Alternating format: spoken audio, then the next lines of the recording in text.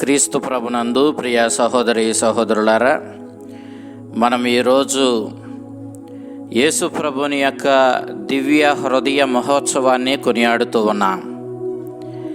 మీ అందరికీ పరమ పవిత్రమైన క్రీస్తు ప్రభు యొక్క దివ్య హృదయ మహోత్సవ శుభాకాంక్షలు తెలియజేస్తూ ఉన్నాం. క్రీస్తు ప్రభు మానవమాతృడిగా ఈ లోకంలో జన్మించి మనల్ని అందరినీ ప్రేమించాడు, మానవ హృదయంతో ప్రేమించాడు. అనాది నుండి క్రైస్తవులు క్రీస్తుని యొక్క హృదయం, ఆ కరుణతో ప్రేమతో నిండిన హృదయాన్ని గౌరవిస్తూ మన కోసం ఈటి చేత గాయపడిన ఆయన హృదయాన్ని ఆరాధిస్తూ అనాది నుండి ఆయన పంచగాయాలను గౌరవంతో ప్రేమతో ఆరాధనా భావంతో చూస్తున్నటువంటి ఈ విధానాన్ని మనం ఆది నుండి గమనిస్తూనే ఉన్నాం. అయితే ఈనాడు ప్రత్యేక విధంగా 11-12వ శతాబ్దాలలో క్రీస్తు ప్రభు యొక్క పంచగాయాలను భక్తి విశ్వాసాలతో గౌరవ మర్యాదలతో ప్రేమతో స్మరించుకున్నటువంటి ఆ సందర్భాన్ని, మరి ముఖ్యంగా ఫ్రాన్సిస్ సభకు చెందినటువంటి గురువులు ఈ పంచగాయాలను, అందున మనందరి మీద ప్రేమతో గాయపడిన ఆయన హృదయాన్ని మేర మర్యాదలతో ఆరాధించడాన్ని మనం గమనిస్తాం. తరువాత కాలంలో క్రీస్తు ప్రభు యొక్క దివ్య హృదయం మీద ఆ ఎల్లలు లేని మహావిశాలమైనటువంటి ప్రేమ కలిగిన ఆయన హృదయం మీద భక్తి పెంపొందడాన్ని మనం చూస్తూ ఉన్నాం. 1256వ సంవత్సరంలో పునీత గెట్రూడ్ అనేటటువంటి బెనడిక్టైన్ మఠానికి చెందినటువంటి మఠకన్య జర్మనీ దేశంలో జీవించింది. ఆమె క్రీస్తుని యొక్క దివ్య హృదయం మీద, ఆ ఎలలో లేని కనికరము ప్రేమ దాగి ఉన్న ఆయన హృదయం మీద ఎంతో భక్తిని కలిగి జీవించింది. ఈ 13వ శతాబ్దానికి చెందినటువంటి ఈ మహా గొప్ప భక్తిమంతురాలు, దైవానుభవం కలిగినటువంటి ఈ పునీత గెట్రూడ్ అనేటటువంటి పునీతురాలు స్వయంగా క్రీస్తు ప్రభుని యొక్క దివ్య హృదయ భక్తిలో, ఆ హృదయంలో దాగి ఉన్నటువంటి ప్రేమను కారుణ్యాన్ని ఆమె రుచి చూచింది. ఒక దర్శనంలో ఆమె యేసుక్రీస్తుని దివ్య హృదయాన్ని చూచింది. ఆ హృదయంలో దాగిన క్రీస్తుని దివ్యమైన వెచ్చనైన ఆయన కారుణ్యాన్ని, ప్రేమను ఆమె అనుభవంలోనికి తెచ్చుకుంది. ఆయన కనికరాన్ని గ్రహించుకున్నటువంటి పునీత గెట్రూడ్ ఆనందంతో తన్మయం పొందింది. ఆ క్రీస్తుని హృదయానికి దగ్గరగా తన తలను ఉంచి ఆయన కారుణ్యాన్ని అనుభవంలోనికి తెచ్చుకుంది. అదే దర్శనంలో ఆమెకు అపోస్తులుడును సువార్తకారుడును అయిన పునీత యోహాను గారిని ఆమె దర్శించుకుంది. ఆ సందర్భంలో పునీత యోహానును ఈ విధంగా ఆమె అడిగింది: నీవు ఆనాడు ప్రభు కడరా భోజన సమయంలో ఆయన దివ్య హృదయానికి అత్యంత దగ్గరగా ఆయన వక్షస్థలానికి నీ తలను వంచి, ఆయన ఎదరొమ్ముపై నీ తలను వాల్చి, ఆయన హృదయంలో ఎంతటి ప్రేమ, ఎంతటి కరుణ, ఎంతటి మధురమైనటువంటి వాత్సల్యం దాగి ఉన్నాయో నువ్వు అనుభవంలోనికి తెచ్చుకున్నావు కదా. మరి నీ సువార్తల్లో ఎక్కడ ఆయన దివ్య హృదయంలో దాగిన ఆ కృపను, కారుణ్యాన్ని, ప్రేమను గూర్చి ప్రత్యేకంగా వర్ణించలేదేమిటి అని ఆ అపోస్తులుడు సువార్తకారుడును అయినటువంటి యోహాను గారిని ఆమె ప్రశ్నించింది. అందుకు ఆ సువార్తకారుడైనటువంటి యోహాను గారు ఈ విధంగా సమాధానం ఇచ్చాడు: ఈ లోకానికి ఆయన దివ్య హృదయంలో దాగిన ఎల్లలు లేని కనికరము, ప్రేమను గూర్చి వెల్లడి చేయబడడం అనేది అప్పుడు దేవుని చిత్తం కాదు. రానున్న రోజుల్లో ఎప్పుడైతే ఆ కరుణామయుని కారుణ్యాన్ని, కృపను మానవులు అశ్రద్ధ చేస్తారో, ఆయన ప్రేమను పట్టించుకోకుండా మానవ హృదయాలు ఎప్పుడైతే చల్లారిపోతాయో, ఆయన కృపను ఎప్పుడైతే మానవులు అశ్రద్ధ చేయడం ప్రారంభిస్తారో, అప్పుడు ఆ కనికరము కలిగిన క్రీస్తుని యొక్క హృదయపు ప్రేమాగ్ని నుండి వెలువడే ఆ వెచ్చని కారుణ్యము, కృపలను గూర్చి ఈ ప్రపంచానికి వెల్లడి చేయబడుతుంది. అది దైవ సంకల్పం. ఆ రోజుల్లో ఆ ప్రభుని దివ్య హృదయంలో దాగిన కనికరమును, ప్రేమను, ఆయన వాత్సల్యాన్ని అందరూ అర్థం చేసుకోగలుగుతారు. ఆయన దివ్య హృదయ భక్తి ప్రచారంలోనికి వస్తుంది. ఆనాడు ఈ ప్రపంచానికి ఆయన దివ్య హృదయంలో దాగిన కనికరము, కృప ఎంత విశాలమైందో, ఆయన హృదయం ఎంత లోతయిందో, ఆ హృదయంలో ఎంత కృపా కారుణ్యాలు మన మీద దాగి ఉన్నాయో తెలుసుకొని మానవాళి ఆనందిస్తుందని చెప్పి సువార్తకారుడు, అపోస్తులుడు అయినటువంటి యోహాను గారు ఆ పునీత గెర్ట్రూడి అనేటటువంటి జర్మనీ దేశానికి చెందినటువంటి ఆ పునీతురాలికి 13వ శతాబ్దంలో తెలియపరచడాన్ని మనం చూస్తూ ఉన్నాం.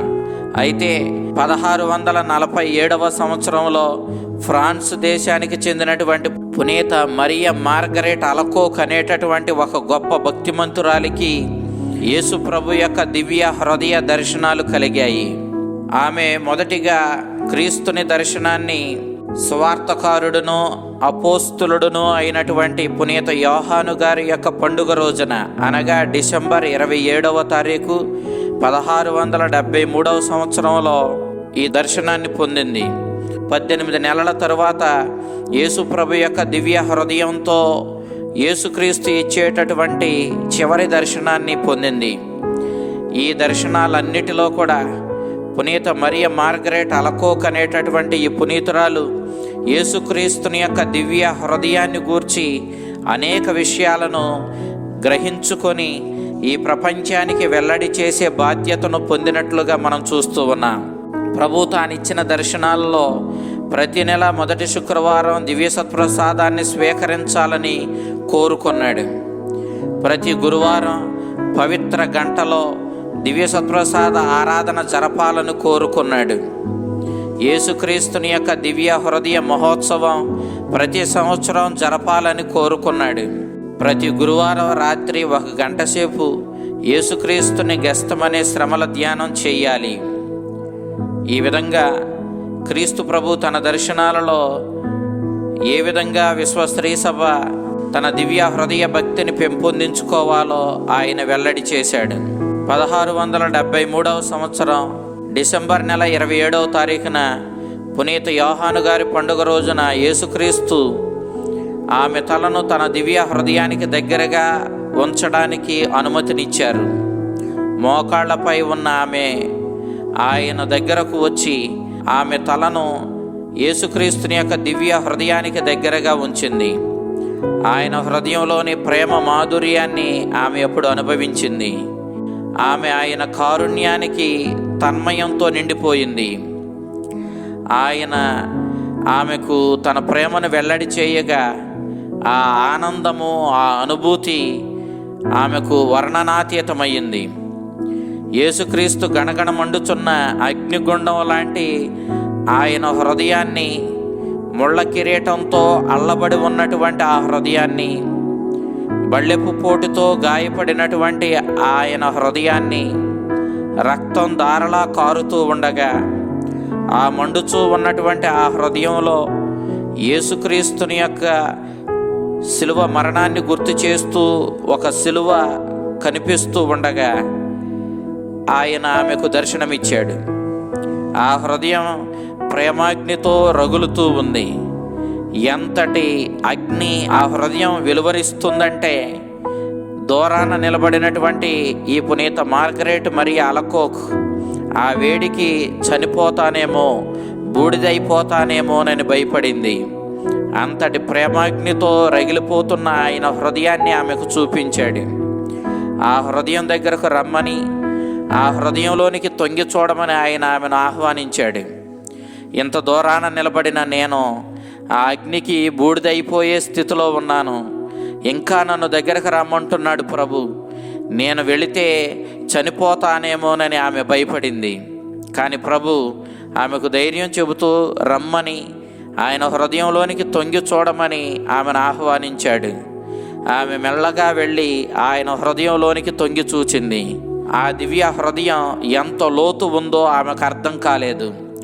చూచే కొద్దీ ఆ హృదయపు లోతు పెరుగుతూనే ఉంది. అటు ఇటు అంచుల వైపుకు ఆమె చూచింది. ఆ అంచులు ఆమెకు అంతు చిక్కలేదు.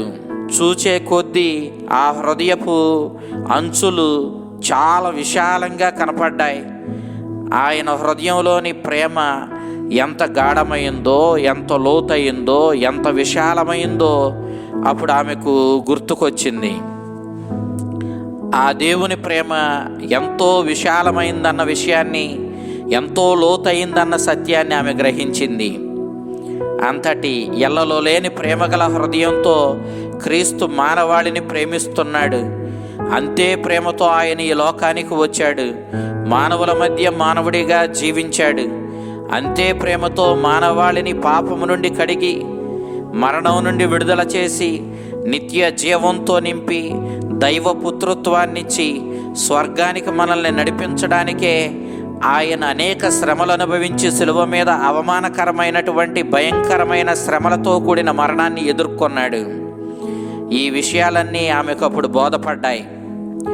1689 సంవత్సరంలో అప్పుడు ఫ్రాన్స్ దేశాన్ని పరిపాలిస్తున్న 14వ లూయిస్ ఫ్రాన్స్ దేశాన్ని తన దివ్య హృదయానికి అంకితం చేయవలసిందిగా తెలియచేయాలని యేసుక్రీస్తు ఆమెను కోరాడు. మన ప్రభు ఒక దర్శనంలో ఆమె హృదయాన్ని తీసుకొని తన ప్రక్క గాయములో నుండి ఆమె హృదయాన్ని తన హృదయంలోనికి చొప్పించి తిరిగి ఆమె హృదయం ఉండవలసిన స్థానానికి ఆ హృదయాన్ని తీసుకుని వచ్చి ఉంచాడు.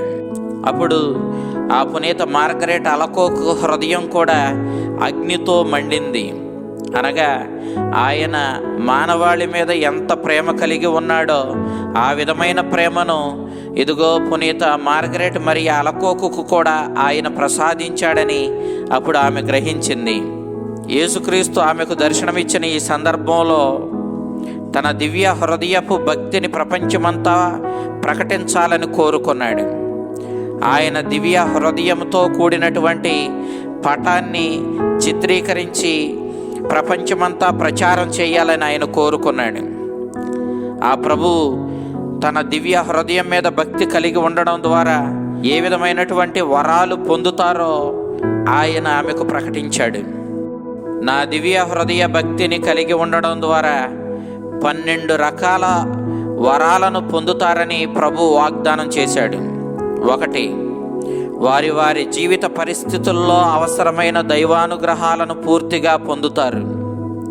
2, వారి కుటుంబ జీవితానికి అవసరమైన శాంతి సమాధానాలను పొందుతారు. 3, కష్టకాలంలో అవసరమైన ఓదార్పును మనోధైర్యాన్ని పొందుతారు. 4, వారు నా ప్రేమగల హృదయంలో శాశ్వతమైన స్థానాన్ని సంపాదించుకుంటారు. వారి మరణ గడియలో నా సహాయాన్ని వారు తప్పకుండా పొందుతారు. 5, వారి అనుదిన జీవితంలో వారు చేపట్టే కార్యక్రమాలలో నా దీవెనలను వారు తప్పక చవిచూస్తారు. 6, పాపాత్ములు నా హృదయంలో ఎల్లలో లేని మహాసముద్రం లాంటి కారుణ్యాన్ని, ప్రేమను, క్షమాపణను చవిచూస్తారు. 7, నులివెచ్చని హృదయాలు నా దివ్య హృదయ భక్తితో ఉత్తేజితమవుతాయి. 8, భక్తిమంతమైన ఆత్మలు వారి ఆశ అయిన పరిపూర్ణతను చేరుకోగలుగుతారు.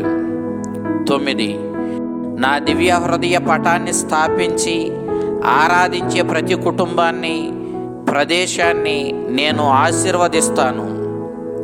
వారికి నేను ఎల్లప్పుడూ తోడుగా ఉండి వారిని బలపరుస్తాను, నడిపిస్తాను. 10, నా దివ్య హృదయ భక్తి ప్రభావమున యాజకులు అతి కఠినమైన పాపాత్ముల హృదయాలకు మారు మనసును తీసుకుని రాగలిగిన శక్తిని పొందుతారు. 11, ఈ భక్తిని పెంపొందించు వారి పేర్లు నా దివ్య హృదయంలో శాశ్వతంగా ముద్రించబడి ఉంటాయి, ఎన్నటికీ చెరిగిపోవు.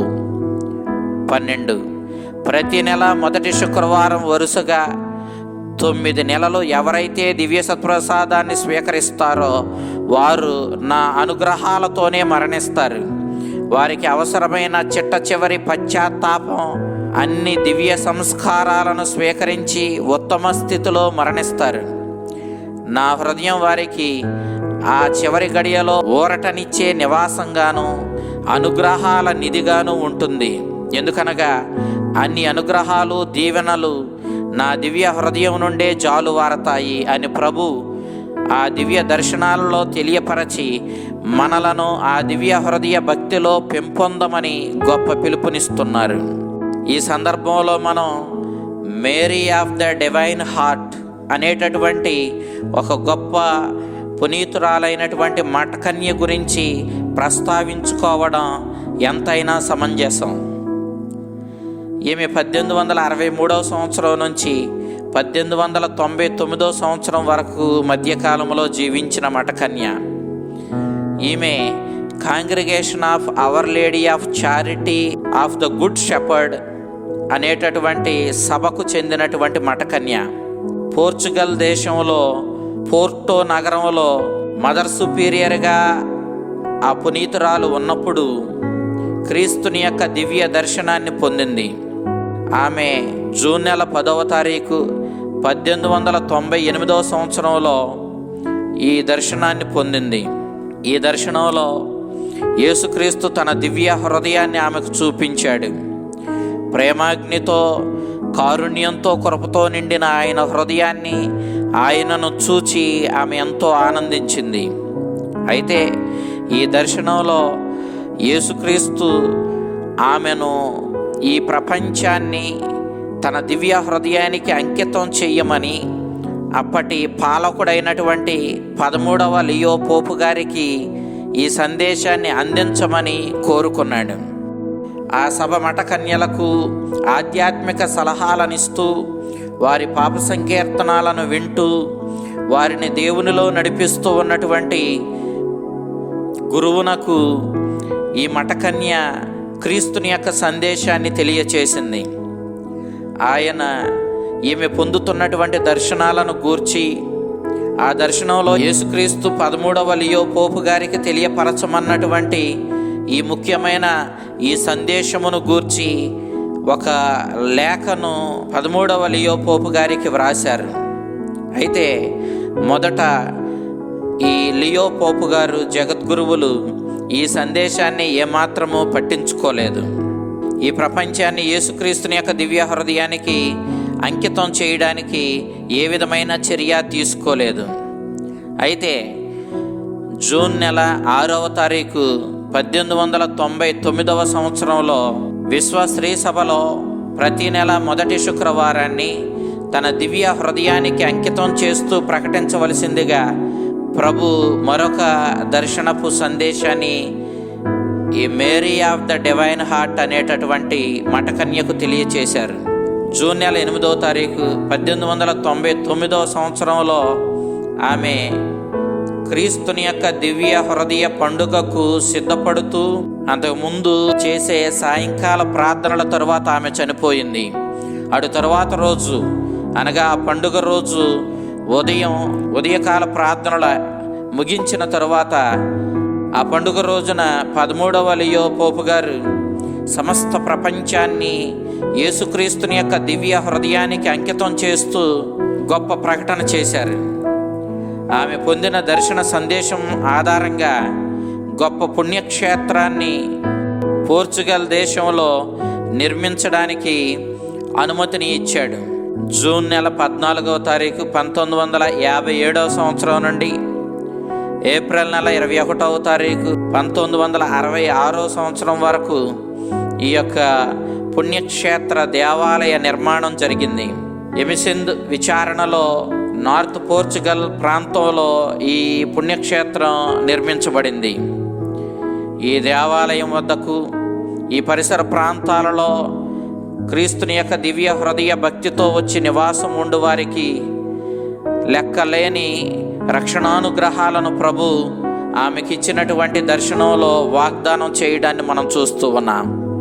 ఈ రీతిగా యేసుక్రీస్తుని యొక్క దివ్య హృదయ భక్తి ప్రపంచమంతా ప్రచారం కావాలని ప్రభు స్వయంగా కోరుకున్నాడు. యేసుక్రీస్తు తాను పునీత పౌస్తెనమ్మకు ఇచ్చినటువంటి దర్శనాలను మనం గమనించినప్పుడు ఆయన హృదయం నుండి జాలువారు కృపా కారుణ్యాలను గూర్చి మనము డివైన్ మర్సీ భక్తి విధానంలో మరింతగా మనం అర్థం చేసుకోగలుగుతూ ఉన్నాం. ఈ విధంగా క్రీస్తు ప్రభు మానవుడిగా ఈ లోకంలో జన్మించి మానవ హృదయం నుండి అతడు మనల్ని ఎంతగా ప్రేమిస్తున్నాడో మనం గ్రహించుకొని ఈ పండుగ ద్వారా ఆయన హృదయంలో మన మీద దాగి ఉన్నటువంటి ఆ మహా గొప్ప కృపను, కారుణ్యాన్ని, ప్రేమను మనం అర్థం చేసుకోవడానికి, ఆయన ప్రేమ వద్దకు ఆకర్షితులం అవ్వడానికి, ఆయన ప్రేమకు అనుగుణంగా జీవించడానికి, తద్వారా ఆయన మనకు అనుగ్రహించే రక్షణానుగ్రహాలను పొందుకొని మన జీవితాలను ధన్యం చేసుకోవడానికి మనల్ని ఎల్లప్పుడూ సంసిద్ధంగా ఉండమని మన తల్లి అయిన శ్రీ సభ మనల్ని కోరుతూ ఉంది. ఆ చల్లని ప్రభువు తన పరమ పవిత్రమైన దివ్య హృదయం నుండి జాలువారు కృపావరాలను మీ అందరికి అనుగ్రహించి మిమ్ములను, మీ కుటుంబాలను సర్వదా కాచి కాపాడునుగాక. ఆమేన్.